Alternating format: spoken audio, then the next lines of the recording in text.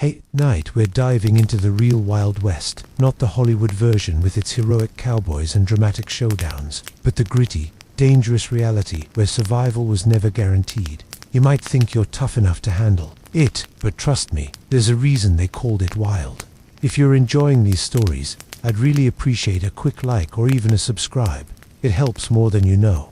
I'm always curious where you all are listening from, so drop a comment with asterisk, your location, and what time it is there. Love seeing our little global community connect through these stories.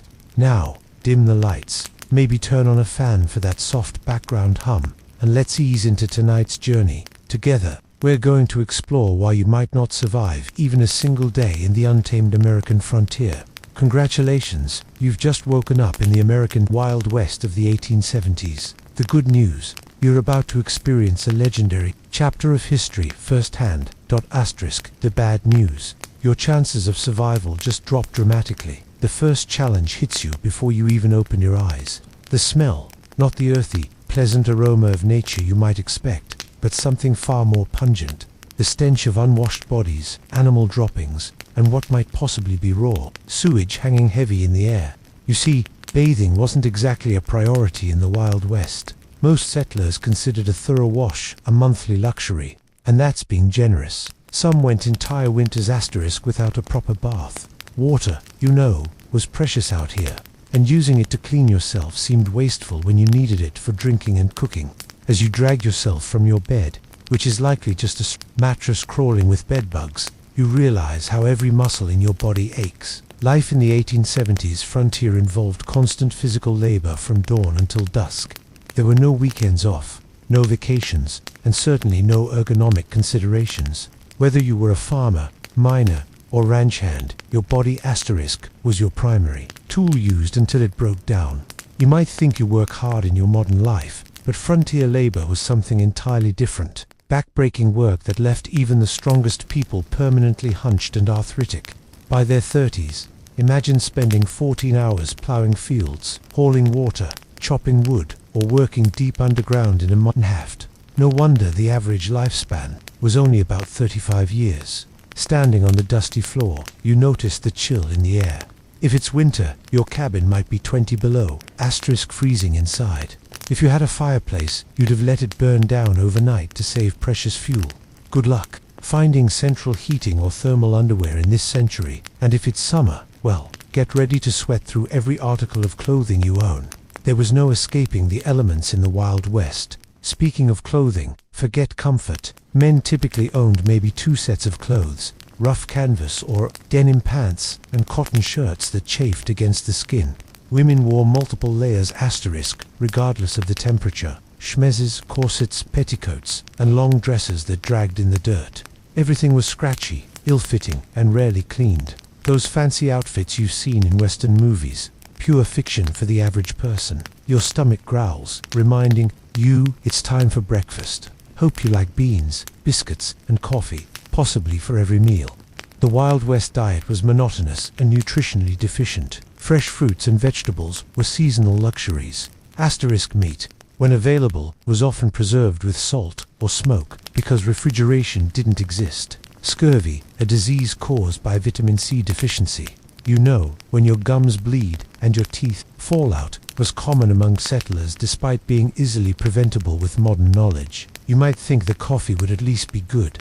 Cowboys always seem to have a pot brewing in the movies, but what you're served barely resembles what you'd recognize as coffee. It's typically boiled to within an inch of its life.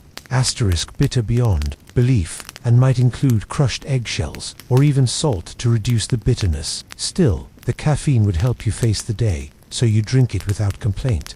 Before heading outside, you might want to check your shoes for scorpions or snakes that could have sought shelter during the night. It wasn't uncommon for frontier folks to shake out their boots each morning, a habit born from painful experience. One wrong move, and you could be facing a venomous bite miles from any medical help. Stepping outside your cabin, you're immediately aware of how exposed you are. The vast landscape of the American frontier was breathtaking, sure, but it was also unforgiving. Extreme weather could appear with little warning. Blizzards, tornadoes, flash floods, or drought could all mean death for the unprepared. The sky might be clear now, but that could change in minutes. If you've settled in a frontier town, you might think civilization offers some protection. In some ways, that's true. In others, it just presents different dangers.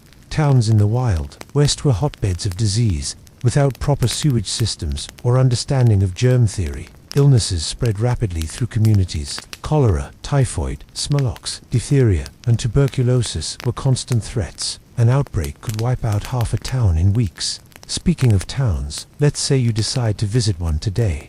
As you approach, you notice there's a distinct lack of the organized layout you might expect.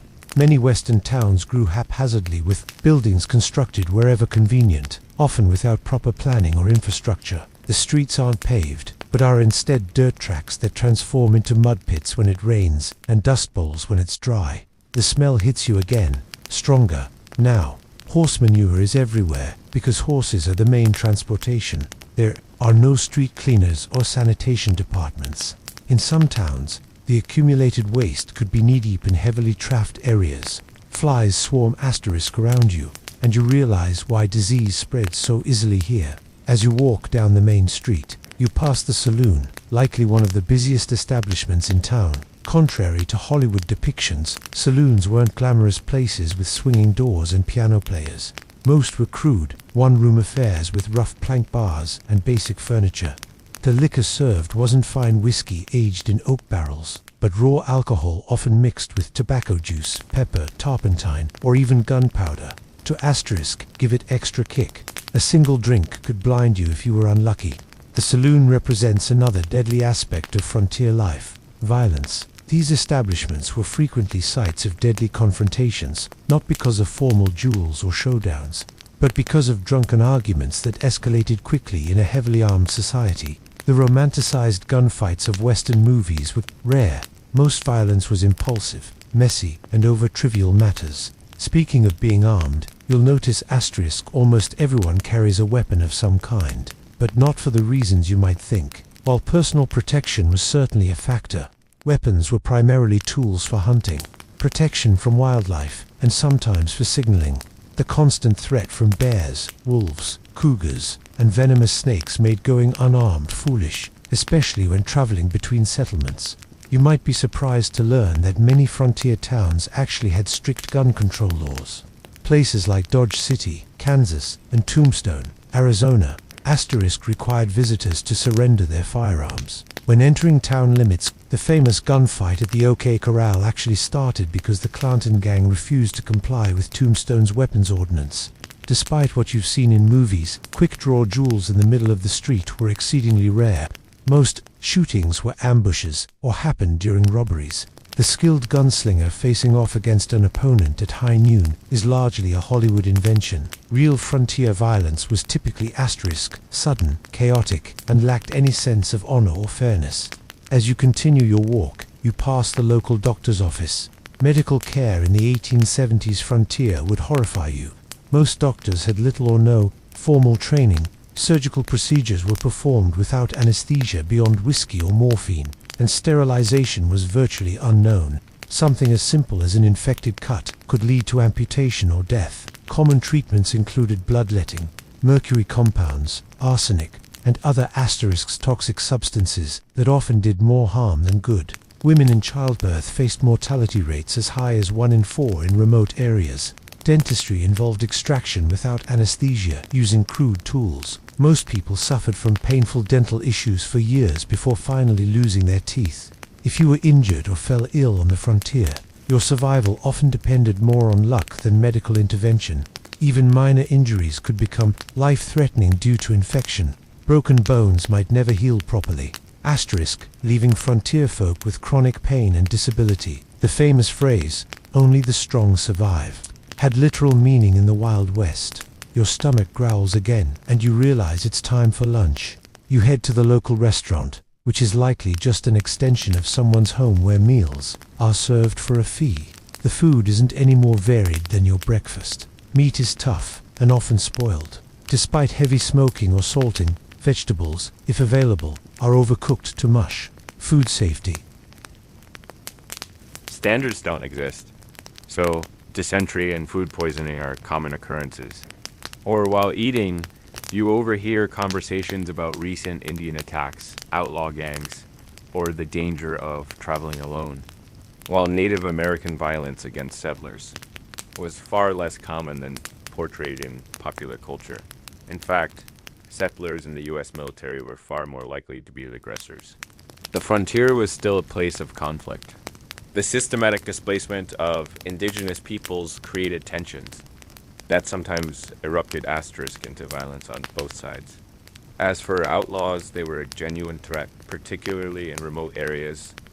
Law enforcement was sparse, with a single sheriff sometimes responsible for thousands of square miles. In many places, justice was handled through vigilante action rather than formal legal proceedings. Lynch mobs were common, and the concept of innocent until proven guilty often didn't apply. If you were accused of horse theft or cattle rustling, you might find yourself hanging from a tree before sunset. Regardless of your actual asterisk guilt or innocence, after lunch, you decide to visit the local general store to stock up on supplies. The prices shock you. Basic necessities cost far more on the frontier than back east due to the difficulty and expense of transportation. A simple can of peaches might cost the equivalent of $20 in today's money. Many settlers spent most of their income on essential supplies with little left over for comfort or luxury. The store offers another glimpse into frontier reality. The isolation. Mail delivery was infrequent and asterisk unreliable. Newspapers might be weeks or months out of date. Information traveled slowly, and you might go years without news from family back east. Many settlers never saw their relatives again after moving west. The psychological toll of this isolation contributed to high rates of depression, alcoholism, and suicide among frontier populations. As the afternoon wears on, you notice dark clouds gathering on the horizon. Weather on the frontier wasn't just uncomfortable, it could be deadly. Without modern forecasting, storms asterisk arrived with little warning. Blizzards could strand travelers, leading to freezing deaths. Tornadoes destroyed entire communities with no emergency services to assist survivors. Flash floods washed away wagon trains. Droughts ruined crops and caused starvation. If you were lucky enough to have a proper home, it provided minimal protection. Most frontier dwellings were hastily constructed from whatever materials were available. Sod houses on the plains, log cabins in forested regions, or simple wooden structures in asterisk towns. None were particularly effective against extreme weather. Winter temperatures inside could drop below freezing. Summer heat was often unbearable, especially in attics or upper floors where many people slept. As the storm approaches, you decide to head back to your cabin before it hits. On the way, you pass a group of men heading to work at the local mine. Mining was one of the deadliest professions on the frontier. Underground cave-ins, toxic gas exposure, explosions from improperly handled blasting, powder, asterisk, and machinery accidents claimed countless lives. Miners also suffered from long-term health issues, like black lung from coal dust or mercury poisoning from gold processing. Even if you avoided mining, few frontier occupations were safe. Farming involved dangerous equipment with no safety features. Ranching meant working with unpredictable animals weighing hundreds of pounds. Logging had one of the highest fatality rates of any profession. Whatever you did to make a living, your risk of serious injury or asterisk death was exponentially higher than in the modern world. You make it back to your cabin just as the rain begins to fall. The roof leaks in several places and you place buckets to catch the water. This is a good opportunity to refill your drinking water. As clean water was scarce and precious, many frontier settlers drank from the same sources used for washing and watering livestock, leading to waterborne illnesses that could quickly turn fatal. As you sit in your leaky cabin listening to the rain, you reflect on how asterisk different reality is from the romanticized version of the Wild West. There were no heroes or villains, just people struggling to survive in incredibly harsh conditions. The fact that anyone made it through is testament to human resilience and determination. Night falls early as you have no electricity. Candles and oil lamps provide minimal illumination and you're careful with them. fire was a constant danger. In frontier homes, a single spark could mean losing everything with no fire department to call for help. Many asterisk towns burned to the ground at least once in their history. You prepare for bed, exhausted from just one day in the Wild West. Your muscles ache, your stomach is unsettled from the unfamiliar food, and your mind is overwhelmed by the constant vigilance required to stay alive. As you drift off to sleep, you wonder if you'll make it through tomorrow or if you'll become just another statistic in the dangerous story of the American frontier.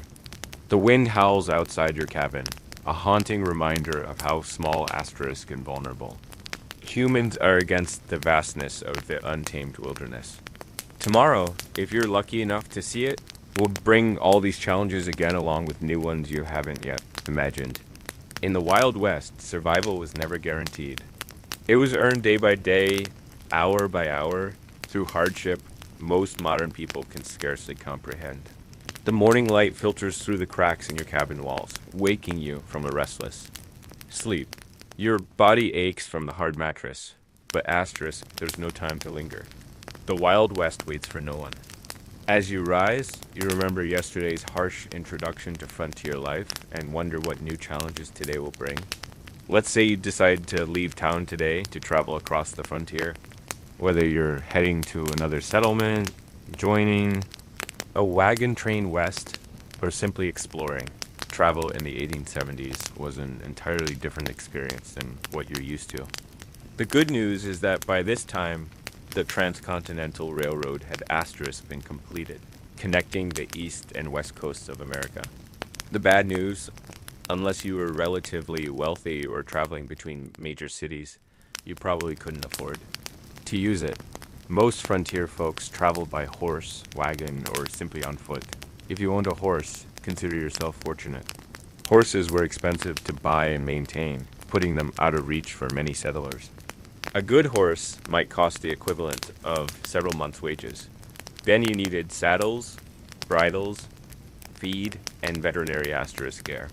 Though veterinary care often meant shooting the animal if it broke a leg or developed certain illnesses, riding itself was no pleasure cruise. Saddles in the 1870s weren't designed for comfort, but for function. Hours in the saddle left even experienced riders with blisters and aching muscles. And if your horse spooked at a snake or sudden noise, which happened, frequently you could easily be thrown, potentially suffering broken bones or worse, miles from any help. If you couldn't afford a horse, asterisk, you might travel by wagon. Forget the romantic image of pioneers cheerfully rolling across pristine prairies. Wagon travel was brutally uncomfortable. The vehicles had no suspension system beyond the slight give. In wooden wheels, meaning you felt every rock, rut, and hole in the trail. The constant jarring caused wagon sickness similar to seasickness, leaving travelers nauseous and miserable. Roads, if they existed at all, were typically just dirt tracks, carved by previous travelers. After rain, they became muddy quagmires where asterisk wagons could sink axle deep. During dry periods, the dust was so thick you could barely breathe or see. Wagons frequently broke down with wheels cracking or axles snapping miles from the nearest settlement. Let's say you've decided to journey all the way to California or Oregon.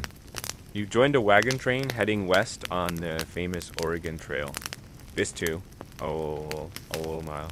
Journey was one of the most perilous undertakings of the 19th century. Of the approximately 400,000 people who attempted it between the asterisk 1840s and 1860s, an estimated 1 in 10 didn't survive. The Oregon Trail was sometimes called the nation's longest graveyard. Some historians estimate that an average of 10-15 people died for every mile of the trail. Think about that. A grave every 350 feet or so for 2,000 meters. The trail was lined with makeshift crosses and stone markers, many without names, as families were forced to bury loved ones and continue their journey. Disease was the #1 killer on the Oregon Trail. Cholera, a bacterial infection spread through asterisk contaminated. Water was particularly devastating. This horrible illness, caused severe diarrhea and vomiting, draining the body of fluid so quickly that a person could be healthy at breakfast and dead by dinner. There was no effective treatment available. Wagon trains would sometimes lose dozens of people in a single cholera outbreak. Other diseases like dysentery, typhoid, and mountain fever claimed countless lives. Children were especially vulnerable, with many families losing multiple children during the journey. Asterisk. Medical care was rudimentary at best, often consisting of folk remedies that did little to help and sometimes made conditions worse. Crossing rivers presented another deadly challenge. Wagons weren't designed to float, but pioneers had to cross numerous rivers on their journey west. Some had ferries or fords, but many required the wagon to be floated across like a makeshift boat. Wagons frequently capsized in these crossings, drowning people and livestock and destroying precious supplies. The Asterisk Platte, Columbia, and Snake Rivers claimed hundreds of lives during the migration period. Contrary to popular belief, attacks by Native Americans were relatively rare. Most tribes were actually helpful to migrants, offering supplies, guidance, and assistance with river crossings. The majority of violent deaths on the trail came from accidents: being crushed by wagon wheels, drowning, or being kicked by draft. Animals. Firearms accidents were shockingly common, as most travelers were inexperienced with weapons, but carried asterisk them for hunting and protection. The psychological toll of the journey was immense. Families buried children, parents, and spouses along the way, then had to continue traveling immediately. There was no time for extended grief on the trail. Each day's delay meant less chance of crossing the mountains before winter snows made passes impossible. The constant stress, grief, and physical hardship led many travelers to mental breakdown. Suicide was not uncommon among trail migrants. If you somehow survived the asterisk journey to California or Oregon, your challenges weren't over.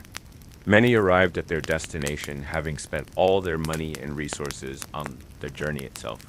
Families often arrived destitute, malnourished, and ill, only to find that the promised land had its own harsh realities. But let's say you've decided not to travel that far. Perhaps you're heading to a nearby town or settlement instead. Even short journeys in the Wild West presented significant dangers. Travelers might encounter outlaws who asterisk saw lone riders or small groups as easy targets. While the frequency of stagecoach robberies was exaggerated in later fiction, they did occur regularly enough to be a legitimate concern. The natural environment posed constant threats to travelers. Flash floods could wash out trails or trap unwary travelers. Summer heat in desert regions could kill through dehydration and heat stroke. Winter blizzards routinely trapped travelers, sometimes leading to freezing deaths or desperate situations like the infamous Donna Asterisk Party, where survivors resorted to cannibalism to stay alive. Navigation itself was challenging in an era before detailed maps. Travelers relied on vague directions, landmarks that could change or be misidentified, and the experience of guides who sometimes proved unreliable. Getting lost in the wilderness could be a death sentence, especially if your supplies ran low. As you travel today, you notice another aspect of frontier life that movies rarely depict accurately: the stunning diversity of asterisk people.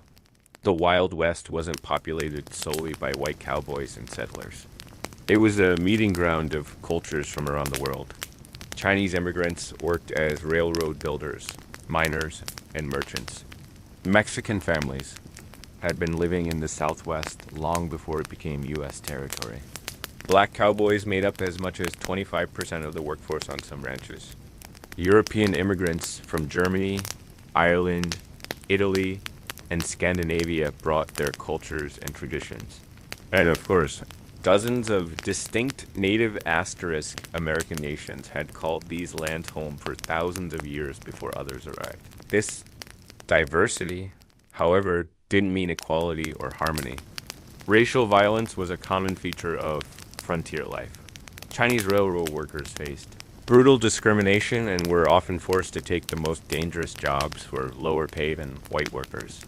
Mexican landowners frequently saw their property seized through legal manipulation or outright theft after the Mexican-American War. Black. Americans who moved west hoping to escape southern asterisk discrimination often found frontier racism just as entrenched. If different in form, despite their crucial contributions to ranching, mining, and building frontier communities, they were frequently excluded from economic opportunities and social acceptance. For Native Americans, the expansion of white settlement was nothing short of catastrophic. The indigenous population of North America, once numbering perhaps 15 million people, had been reduced to fewer than 300,000 by 1900. Disease, warfare, forced relocation, and the asterisk deliberate destruction of their food sources. Particularly the buffalo decimated numerous tribes and nations. U.S. government policies systematically pushed Native Americans from their traditional lands onto reservations, often in areas with poor soil and few resources. Treaties were regularly broken when valuable resources were discovered on reservation lands. Native children were taken from their families and placed in boarding schools designed to erase their cultural identity, operating under the philosophy of kill asterisk the Indian, save the man.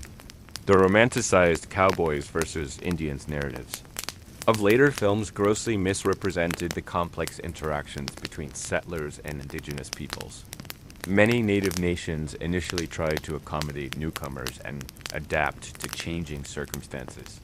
Violence typically erupted after repeated treaty violations, encroachment on tribal lands, or deliberate provocations. As you continue your journey, you ponder another group whose experience differed markedly from Hollywood depictions. Asterisk women on the frontier. Far from the helpless damsels or school moms of Western movies, frontier women performed incredibly demanding physical labor while navigating restrictive social expectations. On homesteads and farms, women not only handled traditional domestic duties like cooking, cleaning, child care, and making clothing, but also worked in the fields, tended livestock, and defended the home when necessary. Their workday typically started before dawn and ended well after dark, with few if any days of rest. An asterisk frontier woman might need to plow fields in the morning, deliver a neighbor's baby at midday, fight off predators threatening the livestock in the afternoon, and still prepare meals and care for her own children throughout. Many women became widows young due to the dangerous nature of frontier life and had to manage farms or businesses alone while raising children. Despite their essential contributions, women had few legal rights. In most territories and states, they couldn't vote, own property independently if married, or asterisk have custody of their children in the event of divorce. Domestic violence was considered a private matter with little legal recourse available to victims. For unmarried women, options were severely limited. Teaching was one of the few respectable professions, though female teachers were paid significantly less than their male counterparts and were often expected to resign upon marriage. Some women found economic independence through running boarding houses, working as nurses, or establishing millinery or asterisk dressmaking businesses. Then there were the soiled doves, prostitutes who worked in frontier brothel and saloons. While later, mythology romanticized these women, the reality was typically grim. Many entered the profession out of economic desperation after being widowed or abandoned. Physical abuse, drug addiction, and venereal disease were common hazards of the work. Even those who managed to earn substantial money found themselves socially ostracized and unable to transition to more respectable asterisk positions. Some women did find greater freedom on the frontier than they might have back east. The shortage of women in Western territories gave them more marriage options, and sometimes better treatment as communities competed to attract and keep female residents.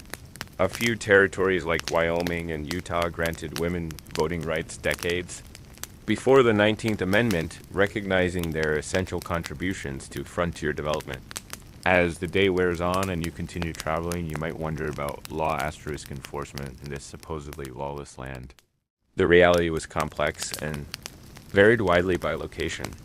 Major cities and towns typically had some form of organized law enforcement, but vast rural areas had minimal, if any, official protection. County sheriffs were elected officials responsible for maintaining order across sometimes enormous territories. A single sheriff might be the only law enforcement for thousands of square miles, making regular patrols impossible. They relied heavily on deputizing ordinary citizens. During emergencies, creating posies to pursue criminals or respond to violence, town marshals handled law enforcement within town limits, sometimes with a few deputies in larger settlements. These positions were often dangerous and poorly paid, attracting a mix of dedicated public servants and those who enjoyed the power the badge provided. Some famous lawmen, like Wyatt Earp, moved between legitimate law enforcement and more questionable enterprises throughout their careers. Federal marshals had asterisk jurisdiction throughout territories and states, but were few in number. They typically focused on major crimes like counterfeiting, mail robbery, or offenses involving multiple jurisdictions. The legendary U.S. Marshals of Western movies single-handedly bringing law to lawless towns were largely fictional creations. In many remote areas, justice was handled through informal community action rather than official legal processes.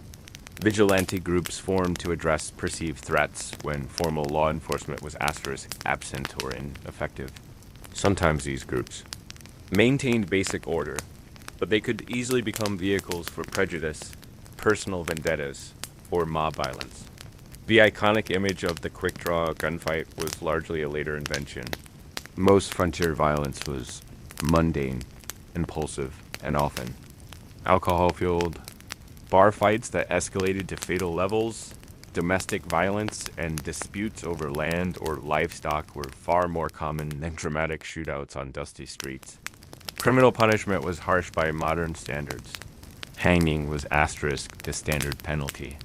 For murder, rape, and sometimes theft, particularly of horses or cattle, prisons existed but were primitive facilities with high mortality rates from disease, violence, and poor conditions. Many communities preferred immediate execution to the expense of long-term imprisonment. As evening approaches, you decide to seek shelter for the night. If you're lucky, you might find a town with a hotel or boarding house. Don't expect luxury. Frontier accommodations were basic at asterisk best. A typical hotel room would have a simple bed possibly infested with bed bugs, a washstand with a pitcher and basin, and perhaps a chair. Bathroom facilities would be an outhouse in the back shared by all guests. Privacy was minimal within, walls allowing you to hear your neighbor's every movement and conversation. In busier establishments, you might even share a bed with a stranger, a common practice to maximize capacity during busy periods. The sheets might not have been changed for previous asterisk guests, and lighting would be limited to candles or oil lamps. A night's lodging would cost between 25 cents and $1. Depending on the establishment's quality and location, this represented a significant expense for many travelers, equivalent to several hours' wages for an average worker. Many chose to sleep in stables, barns, or simply under the stars to save money despite the additional risks these options presented. If you were traveling through more remote areas, you'd likely camp for asterisk the night. This meant building a fire, assuming you could find enough fuel, preparing a meal from your limited supplies, and sleeping on the ground with minimal protection from the elements or wildlife. Indigenous peoples, experienced travelers and military scouts had sophisticated techniques for safe camping. But the average settler often made dangerous mistakes. Proper fire management was literally a matter of life and death. A fire built too large could spark a prairie or forest fire that could asterisk consume thousands of acres in hours. One built too small might not provide enough warmth during cold nights, leading to hypothermia. Campfire cooking required skills most modern people lack, often resulting in meals that were simultaneously burnt and raw. As night falls fully and you prepare to sleep, the sounds of the frontier darkness surround you. Coyotes howl in the distance. Unfamiliar birds call. The wind whispers through grass or trees. For people accustomed to modern light and noise pollution, the profound asterisk, darkness, and strange sounds of wilderness nights often triggered intense anxiety. Many travelers slept poorly. On the frontier, not just because of physical discomfort, but from fear of the unknown dangers that might lurk in the darkness. Native attacks, though rare, often occurred at dawn when sleepers were at their most vulnerable. Predators like wolves, bears, and mountain lions might investigate camps looking for food. Venomous snakes and scorpions sought warm places to rest, sometimes including a sleeper's bed asterisk role. Even if no actual threats materialized, the psychological stress of constant vigilance took its toll. Frontier diaries frequently mention exhaustion, not just from physical labor, but from the mental strain of perpetual alertness. Modern people accustomed to locks, alarms, and the security of dense population would find the vulnerability of frontier sleeping arrangements profoundly disturbing. As you drift towards sleep, you reflect on the day's journey. Travel in the Wild West bears almost no resemblance to its asterisk sanitized, romanticized portrayal in later entertainment. It was grueling, dangerous, and uncomfortable beyond what most modern people could endure. The skills required from navigation without maps to making emergency repairs to handling firearms safely took years to develop, and mistakes were often fatal. The darkness deepens and the sounds of night creatures grow louder. Tomorrow will bring new challenges. If you survive the night, perhaps you'll reach your destination. Or perhaps you'll become just another unmarked grave along the trail. One more statistic in the perilous story of westward expansion. The Wild West forgave no weakness and offered no second chances. Every day survived was a victory against overwhelming odds. The new day dawns on the frontier, and you've somehow survived the night. A victory in itself in the Wild West. As you rub the sleep from your eyes and stretch your aching muscles, you contemplate what direction your frontier experience might take. Today, perhaps you'll try your luck in Asterisk, one of the booming mining towns where fortunes are supposedly made overnight. You've heard stories of the California gold rush, the Nevada silver strikes, and the Colorado mining booms. Tales of ordinary. Men finding nuggets the size of chicken eggs and becoming wealthy overnight have drawn hundreds of thousands west. What these stories don't mention are the brutal realities awaiting those who chase mineral dreams. Let's say you decide to try. Your hand in mining, what would that actually asterisk entail? First, you need to stake a claim, which means finding unclaimed land with potential mineral deposits, increasingly difficult by the 1870s, as the easiest and richest areas were claimed years earlier. If you were lucky enough to find a promising spot, you need to register your claim at the nearest government office and pay the required fees, which could be substantial. Then the real work would begin, and it was some of the most physically demanding labor imaginable for placer asterisk mining. Searching for loose gold in streams. You'd spend hours bent over in ice-cold mountain water, sifting through sediment with a pan or sill box. Your hands would crack and bleed from constant exposure to water and rough materials. Your back would ache from the hunched position. And after all that effort, you'd be lucky to find a few tiny flakes of gold worth pennies. If you ventured into hard rock mining, digging for veins of ore in the mountains, the dangers multiplied exponentially. Tunneling into unstable asterisk rock without modern safety equipment or engineering, knowledge led to frequent cave-ins that crushed miners where they stood. Poorly ventilated shafts filled with toxic gases like carbon monoxide, odorless but deadly, suffocating miners who had no warning of the danger. Blasting with black powder or dynamite to break through rock was incredibly hazardous. Miners frequently lost fingers, hands, eyes, or lives when charges detonated prematurely or thrown rock fragments became deadly projectiles. The thunderous noise and asterisk constant percussion of blasting left many with permanent hearing loss. Even if you avoided immediate catastrophes, the long-term health effects were devastating. Miners constantly inhaled fine rock dust, leading to silicosis, a painful lung disease that slowly suffocated its victims. Mercury used in gold processing caused neurological damage, tremors, and mental deterioration. Those working in copper or lead mines absorbed toxic metals that accumulated in their bodies, causing chronic illness and early death. The asterisk mining industry of the 1870s had virtually no safety regulations or oversight. Mine owners prioritized profit over worker welfare, and injuries were considered an expected part of the job. Medical care for injured miners was minimal and often ineffective. A serious injury typically meant the end of a miner's career and livelihood with no disability support or workers' compensation available. For all these risks and hardships, what was the likely reward? Despite the mythology of the lucky prospector, the vast majority of asterisk Miners barely earned subsistence wages. By the 1870s, most worked for large mining companies rather than independently, earning to toast $3 for a grueling 10 to 12-hour day. Studies suggest that storekeepers, saloon owners, and prostitutes consistently made more money than the miners, whose dreams sustained frontier mining towns. Speaking of mining towns, they were notoriously rough places. Imagine a community composed primarily of young single men engaged in dangerous work with few women, families, or civilizing asterisk institutions. Alcohol consumption was astronomical. The average mining camp resident consumed several times more alcohol than the typical American today. Violence was commonplace with fights, stabbings, and shootings occurring regularly.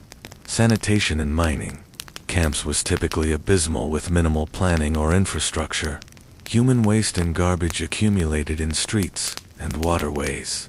Typhoid, cholera, and dysentery spread rapidly in these conditions. During warm months, the stench could be overwhelming asterisk and swarms of flies spread disease from waste to food. If you managed to find valuable, or you faced the challenge of converting it to cash. Banking in the Wild West was primitive and often predatory. Many mining towns had no banks at all, forcing miners to carry gold, dust, or ore, making them targets for theft. Some saloons and general stores offered to buy gold, but frequently at rates far below actual value, taking advantage of miners' limited options. Where banks did exist, they operated with minimal regulation or asterisk oversight. Bank failures were common, often wiping out customers' life savings without warning or recourse. Many bankers were little more than confidence men who established storefronts, collected deposits, and disappeared overnight with all the funds. Without federally backed currency, paper money was issued by individual banks and its value fluctuated, wildly depending on the bank's reputation. Counterfeit bills circulated widely, and even experienced merchants could be fooled by well-made fakes. The safest form of money was gold asterisk or silver coin, but carrying it made one a target for robbery. Perhaps after considering the dangers and disappointments of mining, you decide to try your hand at ranching instead. The cattle industry was booming in the 1870s, with demand for beef in eastern cities creating opportunities on the frontier. Surely this would be a healthier, more profitable venture. Ranching did indeed avoid some of the worst health hazards of mining, but it introduced its own unique dangers and hardships. Starting a asterisk ranch required significant capital. Land, livestock, equipment, and buildings all represented major investments. Many aspiring ranchers went deeply into debt, purchasing these necessities, betting their future on favorable weather and market conditions. Nature often had other plans. Droughts could wither grazing lands and dry up crucial water sources, forcing ranchers to either watch their cattle starve or sell at devastating losses. Harsh winters could kill entire herds, as happened in the infamous Great Asterisk Dupe of 1886 to 1887, when up to 90% of cattle on northern ranges froze or starved to death during unusually severe weather. Disease could sweep through herds, wiping out a rancher's investment overnight. Texas fever, anthrax, and other infectious diseases had no effective treatments in the 1870s. Predators like wolves and cougars took a constant toll on livestock, particularly vulnerable calves. Poisonous plants, quicksand, and injuries further reduced herds. The iconic cattle drives, moving asterisk herds, hundreds of miles to railroad shipping points, were not romantic adventures, but grueling, dangerous undertakings.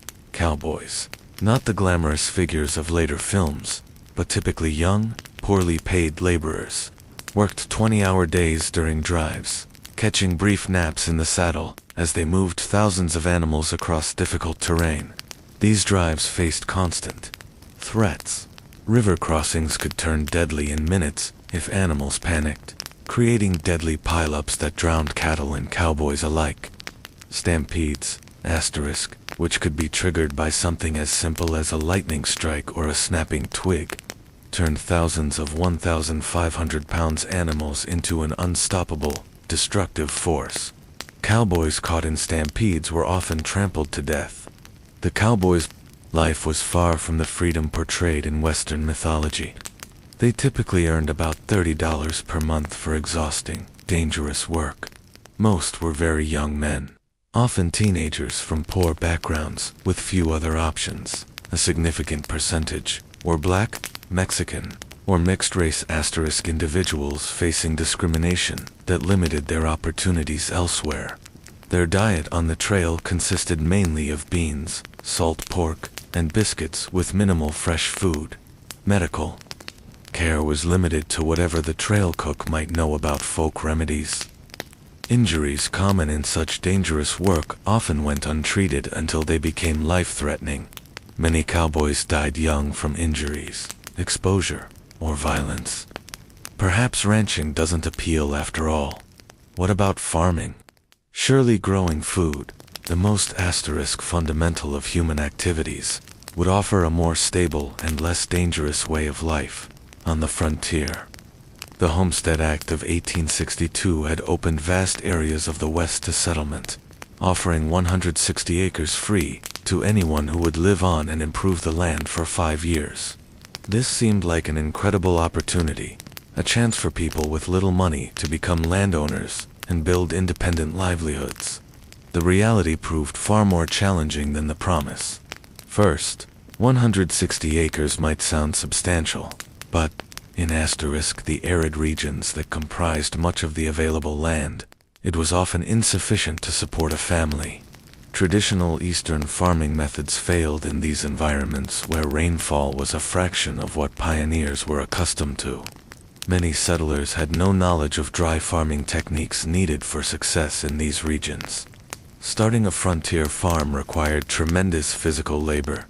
The first task was building shelter, typically a sod house on the treeless plains, constructed by cutting and stacking asterisk dense prairie turf. These today were dark, damp dwellings that leaked when it rained, harbored insects and snakes, and crumbled, without constant maintenance. Then came the back-breaking work of breaking the land for planting. Prairie sod, held together by dense grass roots that had developed over centuries, was extraordinarily difficult to plow with the equipment available. To most settlers, it could take a year or more just to prepare a few acres for planting. The work was so physically demanding that it permanently damaged asterisk many farmers' bodies. Once crops were planted, farmers faced threats from every direction. Drought could wither plants before harvest. Torrential rains could wash away seedlings or flood fields. Early frost could kill crops just before harvest. Grasshoppers descended in biblical swarms, consuming everything green in their path, and sometimes even eating the handles of tools left in fields. Disease affected frontier farmers, as it did everyone else, but with particularly devastating consequences. With no hired help, and asterisk little community support. A family's illness during crucial planting or harvesting periods could mean the difference between survival and starvation. Women often continued working the fields while heavily pregnant or just days after giving birth, risking their health because the work simply couldn't wait. Farm accidents were common and often fatal. Homemade tools broke and caused injuries. Animals panicked and trampled their handlers. Even successful harvests could turn deadly. Numerous farmers died, when they fell into grain storage bins and suffocated in the loose grain, or when poorly constructed storage buildings collapsed under the weight of their contents.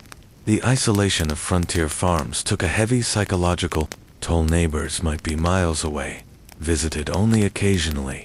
Women in particular suffered from this isolation, some going months without speaking to anyone outside their immediate family. Depression, anxiety, and what was then called prairie madness affected many settlers, sometimes leading to abandonment of homesteads or suicide. For those who persevered through these challenges and actually produced crops, economic obstacles remained. Transportation to markets was difficult and expensive. Without refrigeration, perishable products had to be sold quickly or preserved. Large agricultural corporations and railroad companies used their influence to keep crop prices low and transportation costs high, squeezing independent farmers from both directions. By the 1870s, another option was emerging on the frontier, working for wages in the growing towns and industries. Perhaps this offered a safer, more stable path than the higher-risk ventures of mining, ranching, or farming. Wage labor did avoid some of the worst physical dangers and financial risks of independent enterprises, but introduced its own hardships. Industrial safety standards were virtually non-existent. Workers in frontier factories, mills, and workshops suffered horrific injuries from unguarded machinery. Construction workers built increasingly tall structures without harnesses or safety equipment, leading to frequent fatal falls. Railroad work was particularly dangerous. Track layers worked with minimal equipment under brutal conditions, suffering high rates of injury and death from accidents, heat stroke, and exhaustion. Chinese workers who built much of the transcontinental railroad were often assigned the most dangerous tasks, such as handling unstable explosives to blast through mountain passes. Working hours were long, by modern standards, typically 10-12 hours per day, 6 days per week. Pay was low, with most workers barely earning subsistence wages. Child labor was common, with children as young as 8 or 9 working alongside adults in many industries, often suffering higher injury rates due to their size and inexperience. Workers had essentially no legal protections. Employers could fire people without cause, reduce wages arbitrarily, or withhold pay entirely. Those who complained or attempted to organize for better conditions faced blacklisting, being marked as troublemakers who no other employer in the region would hire. Company towns, settlements where a single employer owned all housing and businesses, were common in mining and lumber regions. Workers in these communities paid inflated prices at company stores, lived in company housing, and sometimes were paid in script, company currency, rather than legal tender. This created a form of debt bondage, where workers could never save enough to escape the system. Whether you mined, ranched, farmed, or worked for wages, frontier life shaped your experiences in ways modern people would find disorienting. Perhaps most striking was the relationship with time, not the carefully measured minutes and hours of our digital age, but a more fluid reality governed by daylight, seasons, and natural rhythms. Without electric lighting, most people woke at dawn and slept shortly after sunset, their active hours expanding and contracting with the seasons. Work wasn't measured in 8-hour shifts, but by tasks that needed completion. Fields plowed, cattle moved, or extracted. During harvest or roundup, people might work from first light until well after dark for weeks without a break. During winter, many rural workers had periods of relative inactivity when fields lay dormant, or cattle needed minimal tending. The concept of punctuality, so central to modern life, had limited relevance on the frontier, with few clocks and limited need for precise timing in most activities. People operated on approximate schedules.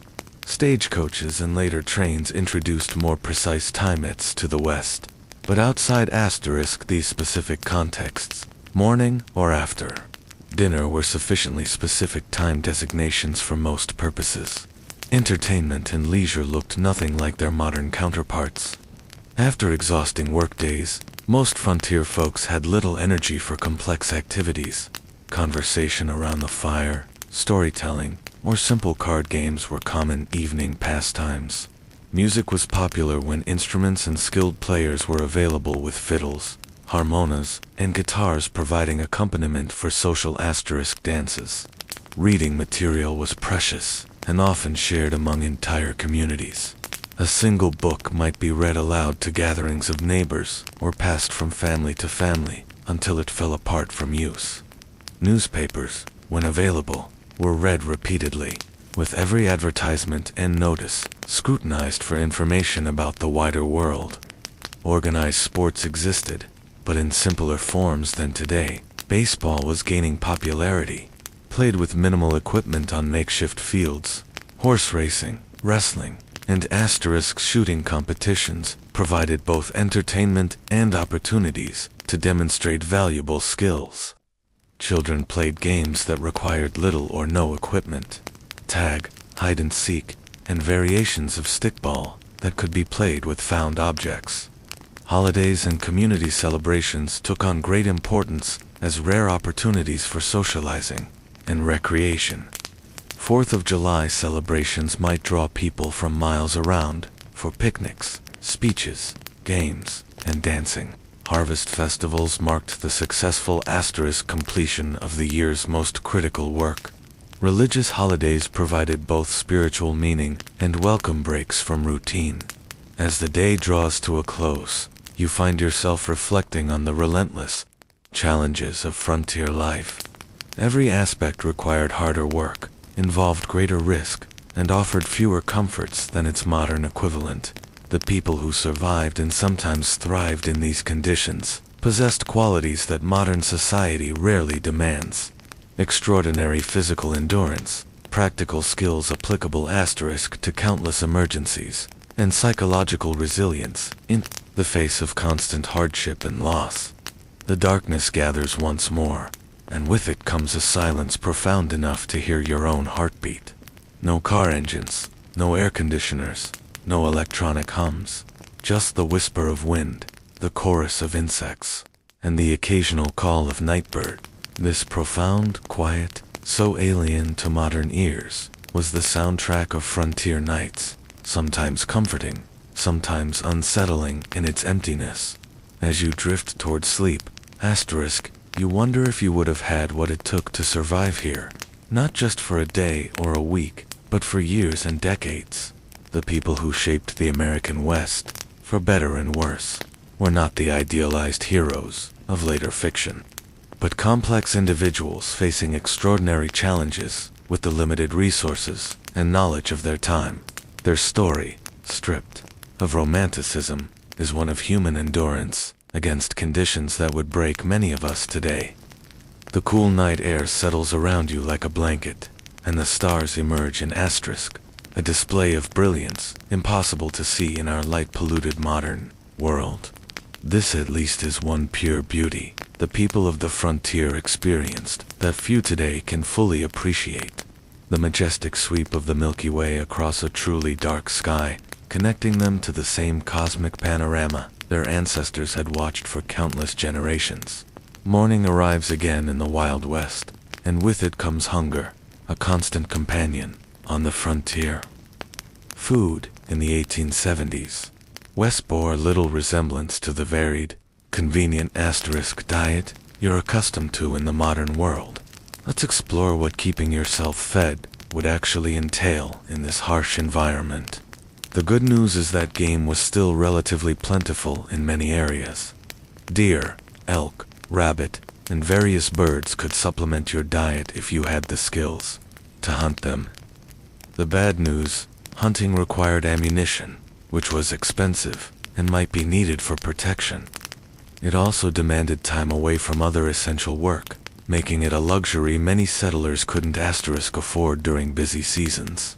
Most frontier families relied heavily on foods they could grow, preserve, or purchase in bulk. The staples of the frontier diet were beans, corn, and pork, dense in calories, but monotonous and nutritionally incomplete. Fresh fruits and vegetables were available only in season, a few months at most, and winter diets often contained no fresh produce whatsoever. This lack of dietary variety led to widespread nutritional deficiencies. Scurvy caused by vitamin C deficiency was common during winter and early spring, when no fresh produce was available. The symptoms, bleeding gums, loosening teeth, joint pain, and eventually death, were well known, but difficult to prevent with available resources. Other deficiency diseases affected growth in children and caused various chronic health problems in adults. Food preservation was a constant challenge and critical survival skill. Without refrigeration, meat needed to be consumed quickly or preserved through smoking, salting, or drying. These methods deterred bacterial growth, but drastically changed flavors and textures while reducing nutritional value. The heavy salt content of preserved foods contributed to high blood pressure and other health issues. Women spent enormous amounts of time preserving food when it was abundant for use during scarce periods. Vegetables were pickled in vinegar or fermented. Fruits were dried or preserved with sugar, if available. Root vegetables might be stored in root cellars, underground spaces that maintained cool temperatures. These preservation efforts were not optional activities, but essential survival work that could determine whether a family would eat during winter. Food storage presented its own problems. Properly prepared, preserved foods could last months or even years, but improper techniques led to spoilage and potentially deadly food poisoning. Additionally, stored food attracted pests. Rats, mice, and insects consumed portions of most stored food supplies, and their droppings contaminated what remained. Most frontier families simply accepted a certain amount of insect parts and rodent droppings in their flour, beans, and other staples as unavoidable. Cooking itself was far more labor-intensive than modern people can easily comprehend. Meals were prepared over open hearths or wood-burning stoves that required constant attention and fuel.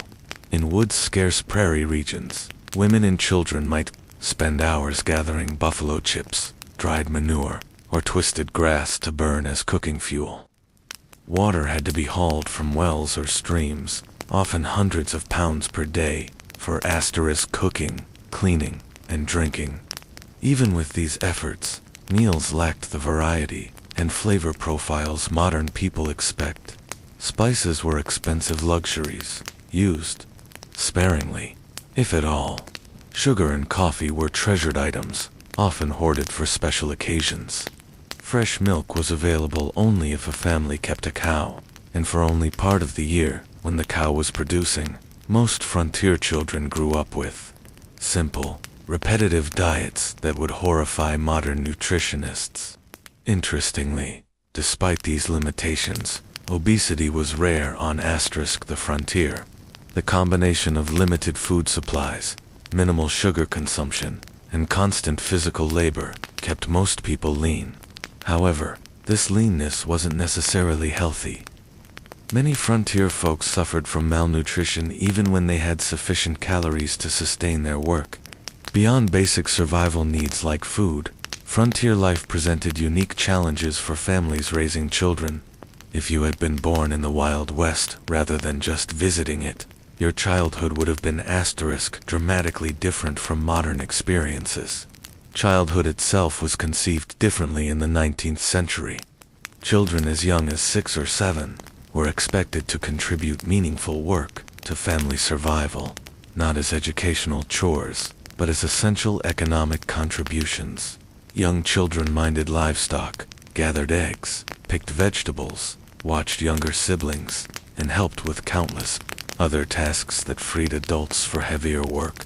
By age 10 or 12, most frontier children worked alongside adults at nearly adult capacity. Boys followed fathers into fields, barns, or workshops. learning skills through direct participation rather than formal instruction. Girls worked with mothers, learning the complex domestic skills necessary for frontier homemaking. Not simple housekeeping, but the production of essential goods like clothing, preserved food, candles, and soap. This early adulthood extended to other areas of life. Children were not sheltered from the harsh realities around them. They witnessed births, deaths, slaughtering of animals, and the sometimes violent conflicts of frontier communities. They were expected to understand and adapt to these realities rather than being protected from them. Education, as modern people understand it, was limited and inconsistent on the frontier. In established towns, schools might operate for a few months each year, typically during winter, when agricultural work was minimal. One teacher, often barely educated themselves, might be responsible for students ranging from 5 to 17 years old, all studying in a single room. Physical conditions in these schools were challenging. Buildings were poorly insulated, leading to freezing conditions in winter and stifling heat in warmer months. Supplies were minimal, perhaps a few shared textbooks. Slates for writing that had to be constantly erased and reused, and minimal paper that was treated as a precious resource. Corporal punishment was the standard disciplinary approach, with whipping or beatings administered for infractions as minor as whispering or failing to memorize assigned material. In more remote areas, formal schooling might not exist at all. Some families conducted home education using whatever books were available. But many frontier children received only the most basic literacy and calculation skills, if that their education focused instead on practical knowledge, how to predict weather, track animals, prepare soil for planting, treat common injuries, and perform the countless other tasks essential for survival. Child mortality remained devastatingly high throughout the frontier period. Approximately 1 in 4 children died before reaching adulthood, with the highest risk in the first 5 years of life. Diseases that modern medicine easily prevents or treats: measles, diphtheria, scarlet fever, whooping cough, routinely killed or permanently disabled young children. Accidents claimed many more, as child safety was a foreign concept in an era where survival demanded risk-taking. The psychological impact of this mortality on both children and parents is difficult for modern people to comprehend. Most children grew up watching siblings die. Parents expected to lose children, and often gave the same name to a subsequent child if an older sibling died young. A practice that seems strange today, but reflected the different relationship with mortality in an era when death was an everyday presence. Perhaps nothing illustrates the gulf between frontier and modern life more clearly than approaches to health and medicine. If you became ill or injured in the 1870s West, your experience would bear almost no resemblance to modern health care. The first difference would be the absence of professional medical care in most situations. Doctors were scarce, with many communities having none at all. Those who did practice on the frontier often had minimal training, perhaps a brief apprenticeship, or a few months at a medical college. Their knowledge reflected medical science of the era, which still relied heavily on theories like humoral balance that had more in common with medieval medicine than modern practice. Without access to professional care, most health issues were addressed through home remedies and folk medicine. Every community had people, usually women, known for their healing skills, drawing on traditions brought from various cultures. Some of these treatments, particularly herbal remedies, had genuine medicinal properties, but many were ineffective or actively harmful. Common medical treatments of the era included bloodletting, which weakened already ill patients, that caused severe diarrhea, supposedly to expel bad humors, and picuses of various substances applied to wounds, some of which introduced infection rather than preventing it. Laudanum, a tincture of opium, was widely used for pain, leading to addiction in many cases. Mercury compounds were prescribed for numerous conditions, despite their toxicity. Even when treatments had some validity, impure medications caused problems. Without pharmaceutical regulations or standardization, commercially sold medicines varied wildly in potency and often contained dangerous contaminants. Many patent medicines marketed as cure-alls contained primarily alcohol, providing temporary relief through intoxication rather than addressing underlying conditions. Surgery in frontier conditions was particularly horrific. Without effective anesthesia, beyond alcohol, whiskey, or opium, patients endured excruciating pain during procedures. Sterilization was unknown or inconsistently practiced, leading to rampant post-surgical infections. Amputation was the standard treatment for serious limb injuries performed with swords and knives that might be wiped clean, but never properly sterilized.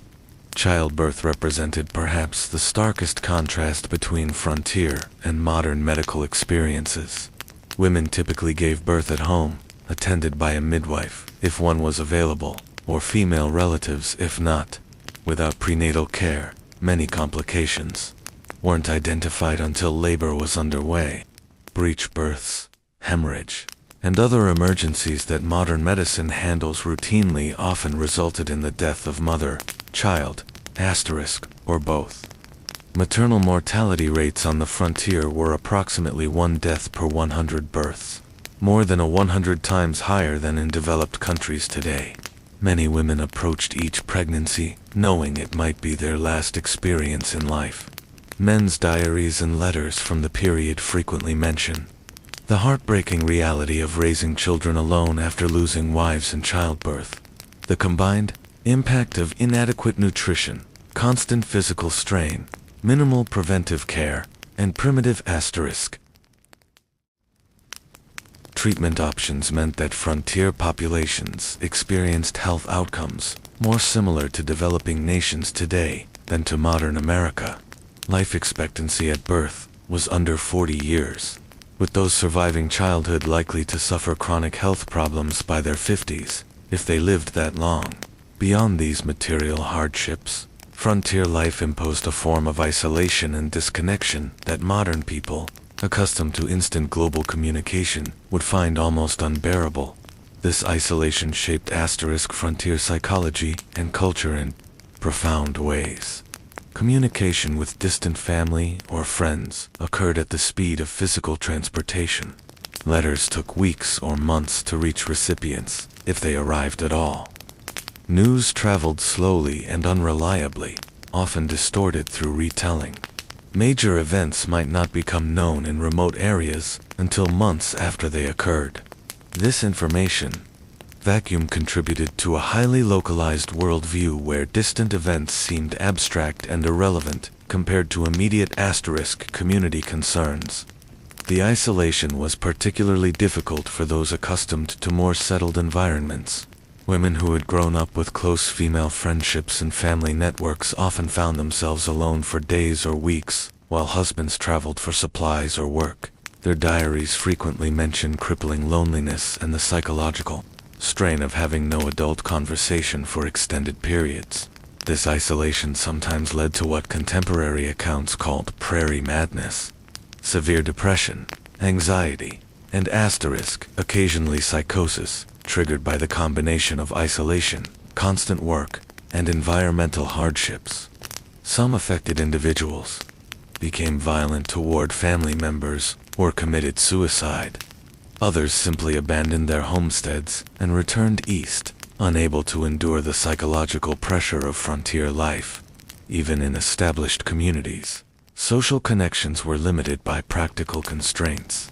Visiting neighbors might require traveling several miles each way, a significant undertaking when time was precious, and transportation limited to walking or horseback.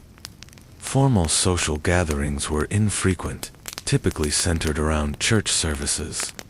Seasonal celebrations, or community work events like barn raisings or harvest festivals. Churches played a crucial role in frontier communities. Beyond their spiritual function, they served as social hubs, educational centers, and mutual aid societies. Even those with limited religious conviction often participated in church activities for the community connection they provided. Religious leaders, ministers, priests, or lay preachers frequently took on roles far beyond religious guidance, serving as teachers, dispute mediators, and community organizers. The establishment of community institutions marked important milestones in frontier development. Building a school, church, or meeting hall represented a commitment to permanent settlement rather than temporary exploitation. These institutions helped transform mining camps or trading posts into towns with collective identities and shared futures.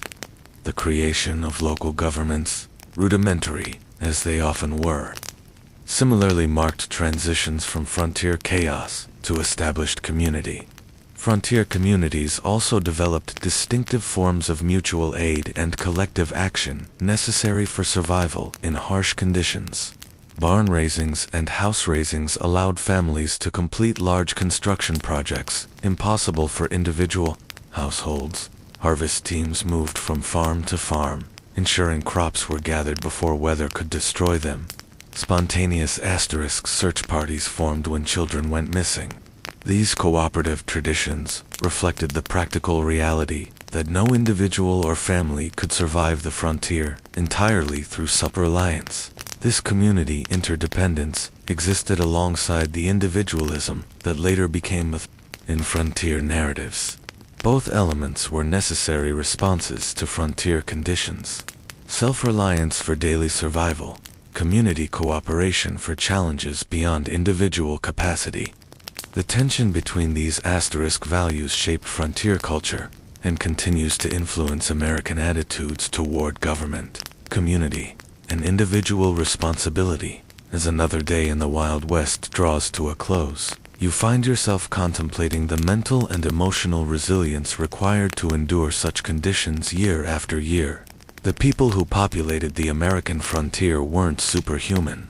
They suffered, struggled, and sometimes broke under the relentless pressure of their environment. But many adapted and persevered, developing skills and perspectives that allowed them to find meaning and even joy amid hardship. The darkness settles around you once more, bringing with it the profound silence of the pre-industrial night. The day's experiences have given you a glimpse into a world both familiar and utterly alien. A world where survival required constant vigilance, where comfort was rare and luxury almost non-existent, where death was an everyday companion rather than a distant stranger. As sleep approaches, you wonder about the people who chose this life, or had it thrust upon them by circumstance. What drove them west? What sustained them through blizzards, droughts, illness, and loss? What would they think of the world their struggles helped create? A world of abundance and security beyond anything they could have imagined, built on foundations they laid through exhausting labor and countless sacrifices. The questions follow you into dreams filled with endless prairies, towering mountains, and the faces of those who tamed the Wild West.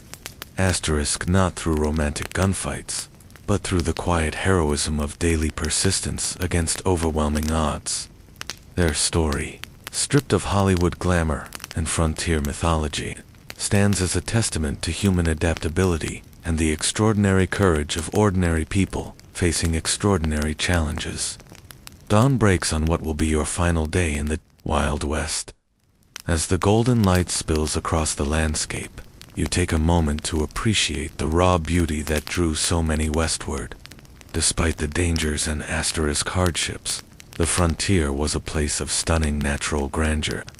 Vast prairies rippling like oceans, mountains scraping the sky, canyons plunging into the earth's depths. This beauty, at least, wasn't a Hollywood invention, but even this relationship with the natural world differed profoundly from modern environmental perspectives. The frontier mentality viewed nature primarily as a resource to be conquered and exploited rather than preserved or protected. Timber was cut without consideration for regeneration. Game was hunted to the edge of extinction in many regions. Streams were diverted, polluted, or destroyed for mining operations with no thought for downstream consequences.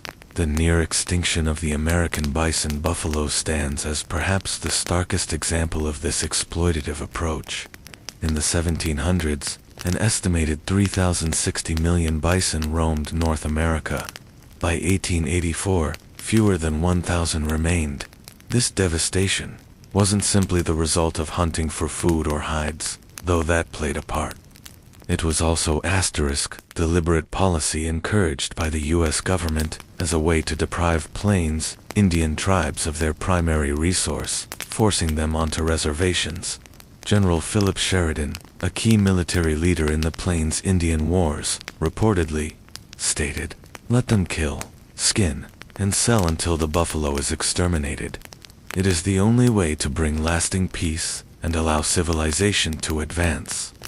Whether or not he actually spoke these exact words, they accurately reflect government policy of the era.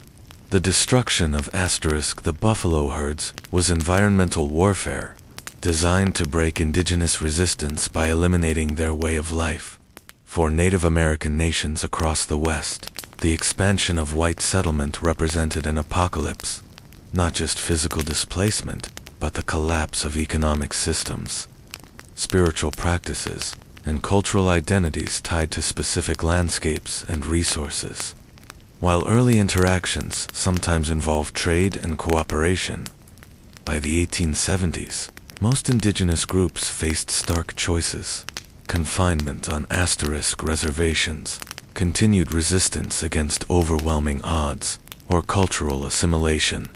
The reservation system itself represented a form of cultural genocide. Native children were forcibly removed from families and sent to boarding schools designed to kill the Indian and save the man. As Captain Richard H. Pratt, founder of the Carroll Indian Industrial School, infamously stated, these children had their hair cut short, were forbidden from speaking their languages, practicing their religions, or maintaining their cultural identities.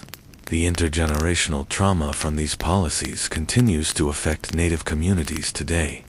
Armed resistance against American expansion almost invariably ended in defeat, though some groups maintained independence longer than others. The Battle of the Little Bighorn in 1876, where combined Lakota, Northern Cheyenne, and Arapaho forces defeated Lieutenant Colonel George Armstrong. Custer's 7th Cavalry represented one of the last major indigenous victories. The subsequent military campaigns against these tribes were marked by increasing brutality, including attacks on villages and the killing of women and children. The tragedy of this cultural collision was heightened by the fact that many Native nations had sophisticated agricultural systems, complex governance structures, and rich cultural traditions that could have offered valuable knowledge to European settlers. The different approaches to land use and ownership created fundamental misunderstandings. Many Native groups couldn't conceive of owning land any more than one could own the air or stars, making treaty negotiations over territory fundamentally problematic from the start. These cultural conflicts extended beyond Native-white relations. The West was extraordinarily diverse, with communities from around the world bringing different languages, religions, customs, and approaches to frontier life. This diversity was both a strength, introducing varied skills and perspectives, and a source of tension in communities struggling with scarce resources and limited infrastructure. Chinese immigrants who played crucial roles in building the transcontinental railroad and developing mining operations faced particularly severe discrimination. The Chinese Exclusion Act of 1882, the first major American law restricting immigration based on nationality, grew from anti-Chinese sentiment that had festered for decades in Western territories. Chinese miners were frequently driven from productive claims through violence or unjust application of foreign miners' taxes. Chinese communities in frontier towns often faced riots and mass expulsions when economic conditions deteriorated. Mexicanamians, many of whom had become U.S. citizens through territorial acquisition rather than immigration, similarly faced discrimination and displacement.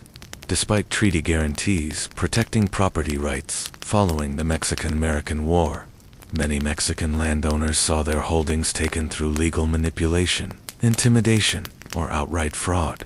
Spanish-derived water right systems that had functioned effectively for generations were asterisk replaced with English common law approaches less suited to arid environments. Even European immigrants found that national and religious identities continued to matter on the frontier. Irish Catholics, German Lutheran, Scandinavian Protestants, Eastern European Jews.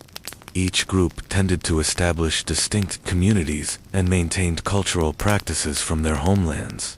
These communities provided mutual support, but sometimes became targets for nivist sentiment when economic or social tensions arose.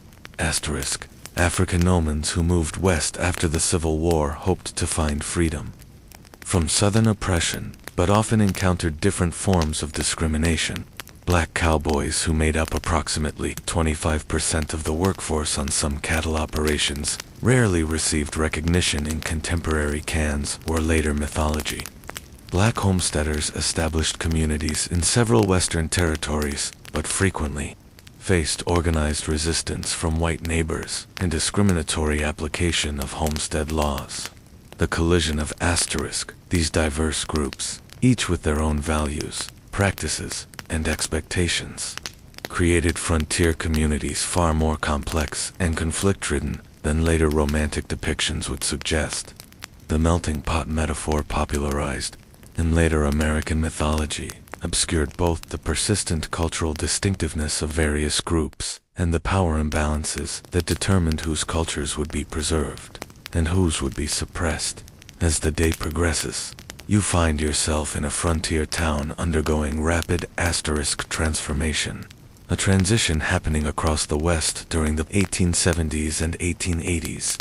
The initial phase of settlement characterized by individual prospectors, independent farmers and small-scale enterprises, was giving way to more organized corporate development of Western resources.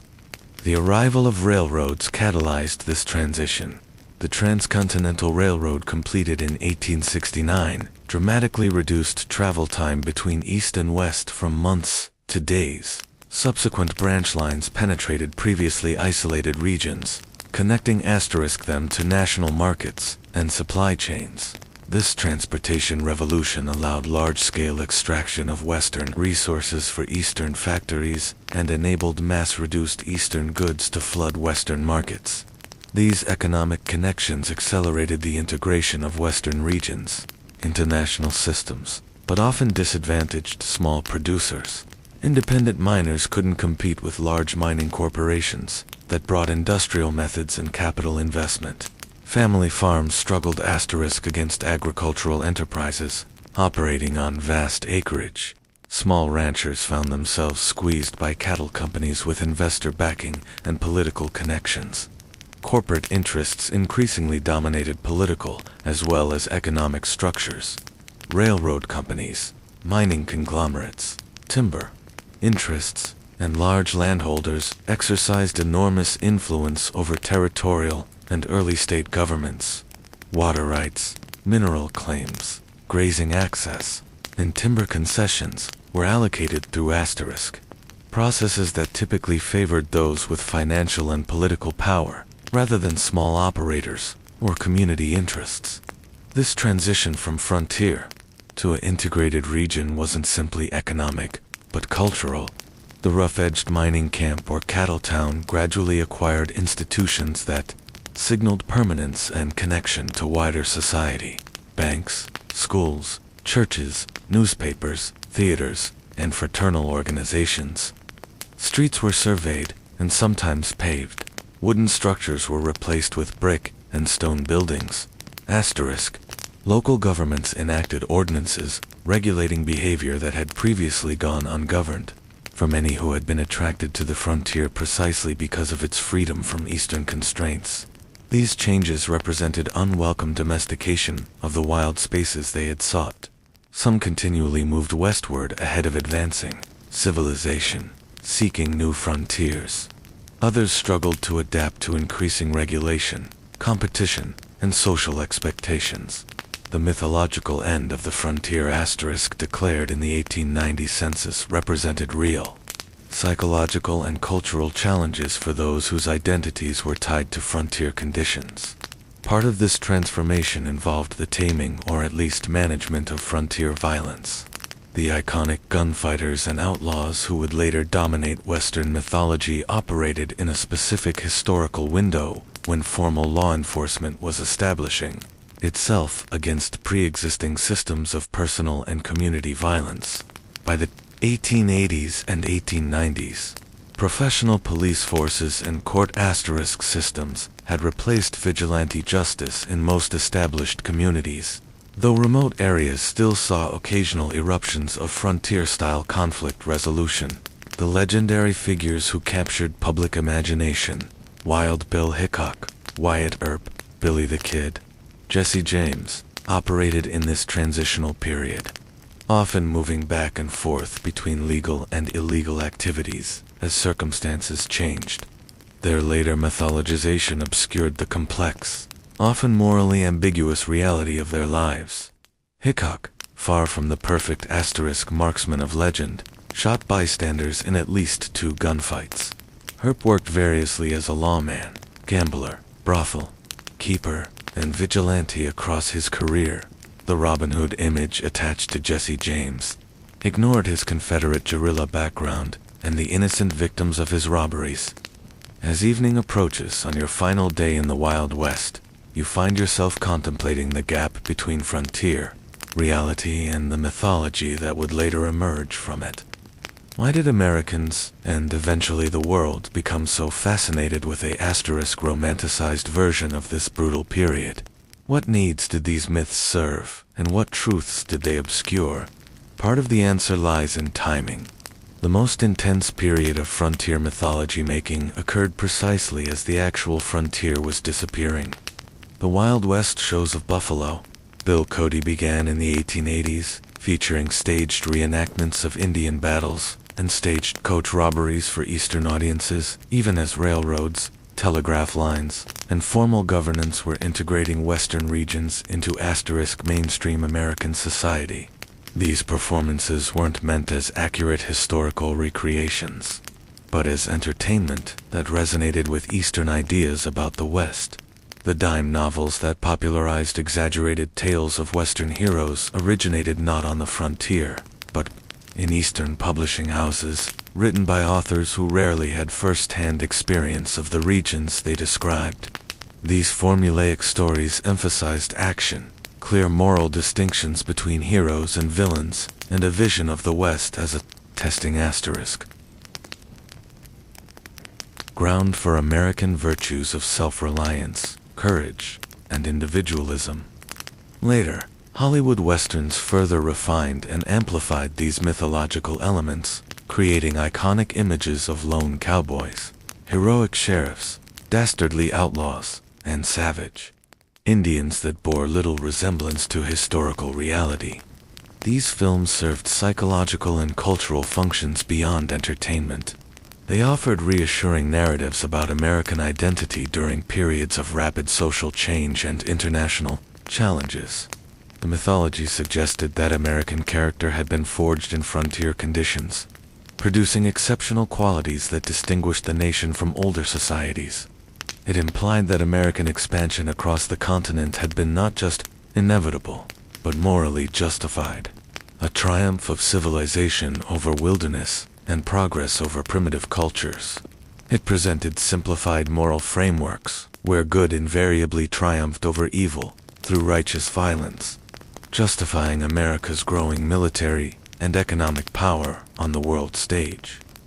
What these myths obscured was the complex, morally ambiguous reality of Western development, the genocide of indigenous peoples, the exploitation of immigrant labor, the environmental devastation, the corporate manipulation of political systems, and the deeply divided community struggling with fundamental questions about identity, governance, and resources. The real West offered no simple moral lessons, but rather a case study in how human societies adapt to challenging conditions. Sometimes showing remarkably Cooperian in creativity, sometimes descending into exploitation and brutality, as darkness falls once more. You reflect on your brief journey through the unromanticized Wild West. You've experienced firsthand why the average person today, accustomed to abundant food, medical care, physical safety, and countless comforts, unknown to frontier dwellers, would likely not survive even a single day in the actual conditions of the 1870s frontier. The skills, knowledge, physical conditioning, and psychological ascent required for frontier survival represent a way of life so distant from modern experience as to be almost unimaginable. Yet, something about this world continues to fascinate us. Perhaps it's the raw honesty of a life stripped to essentials, where tasks have immediate consequences and achievements represent tangible victories against natural constraints. Perhaps it's the community interdependence that emerged from shared challenges, creating connections that transcended difference in background or belief. Perhaps it's simply the reminder that human beings can endure and even find meaning in conditions far harsher than most of us will ever face. The legacy of the American frontier extends beyond mythology into the actual structures and systems that shape modern American life. Property laws, water rights frameworks, federal-state relationships, approaches to natural resources, and countless other aspects of American governance emerged from frontier-era compromises and conflicts. The diversity of Western communities, despite efforts at forced assimilation, contributed to the multicultural reality of modern America. Even the continuing tensions between individual rights and collective welfare, local control and national standards, exploitation and conservation, have roots in frontier-era debates. For indigenous peoples, the frontier era represents not a glorious chapter in national expansion, but the devastation of ancient lifeways and the beginning of a long struggle for cultural survival and sovereignty that continues today. Their perspective reminds us that the simple, triumphalist narrative of Western settlement ignores the complex civilizations that already existed, and the incalculable knowledge lost through their disruption. The most accurate understanding of the frontier requires holding multiple perspectives simultaneously, acknowledging both the courage of those who built new communities in challenging conditions and the devastation experienced by those displaced by this expansion. As you drift towards sleep on your final night in the Wild West, the sounds of this earlier America surround you. The whisper of wind through prairie grass, the distant howl of coyotes, perhaps the faint piano notes from a saloon down the street. These sensory experiences at least connected all who lived through this era. Regardless of background or circumstance, the vast skies, extreme weather, imposing landscapes, and profound silences shaped everyone who encountered them, creating a shared relationship with the environment, even amid cultural conflicts. Tomorrow, you'll return to your own time, carrying with you a deeper understanding of this pivotal period in American history. You'll never again see a Western film or read a frontier novel without recognizing the sanitized, simplified version of a complex reality. You'll appreciate the extraordinary comfort and security of modern life, achieved through technological advances unimaginable to frontier dwellers. You might find yourself more aware of the skills and knowledge lost in the transition to our technology-dependent society. The practical self-sufficiency that allowed frontier people to build, repair, grow, preserve, and create what they needed with minimal outside support.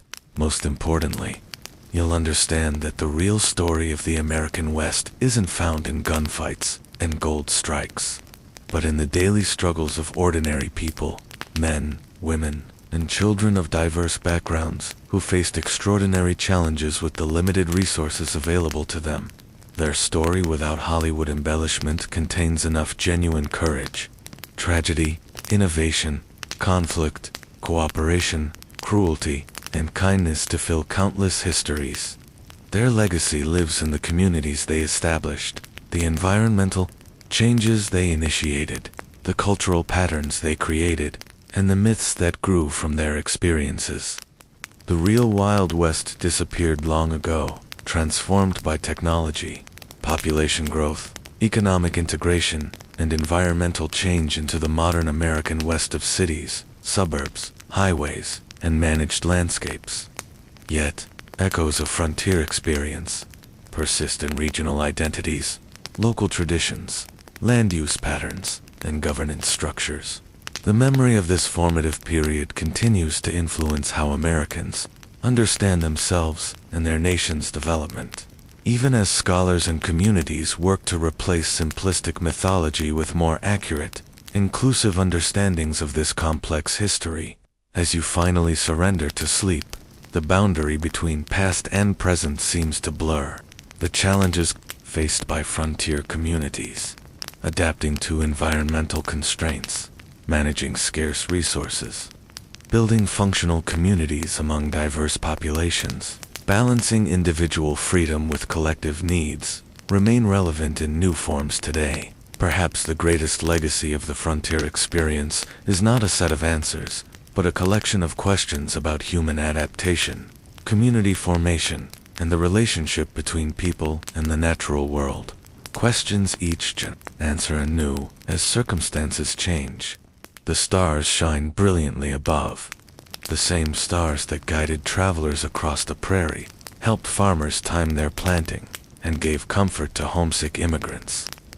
Far from familiar landscapes, in this moment of connection across time, you feel a fleeting kinship with those who looked upon these same constellations a century and a half ago, wondering what tomorrow would bring in a world where survival was never guaranteed, but life, in all its harshness and beauty, was experienced with an intensity seldom matched in our more comfortable era.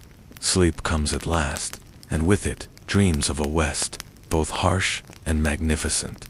A place where human vulnerability and resilience were displayed in equal measure, where diverse peoples collided and sometimes cooperated in ways that would shape a nation, and where the daily struggle for existence contained moments of transcendent connection with landscapes of breathtaking grandeur. The real Wild West, stripped of romantic illusion, offers a window into human experience at its most elemental, challenging, frightening, and occasionally sublime.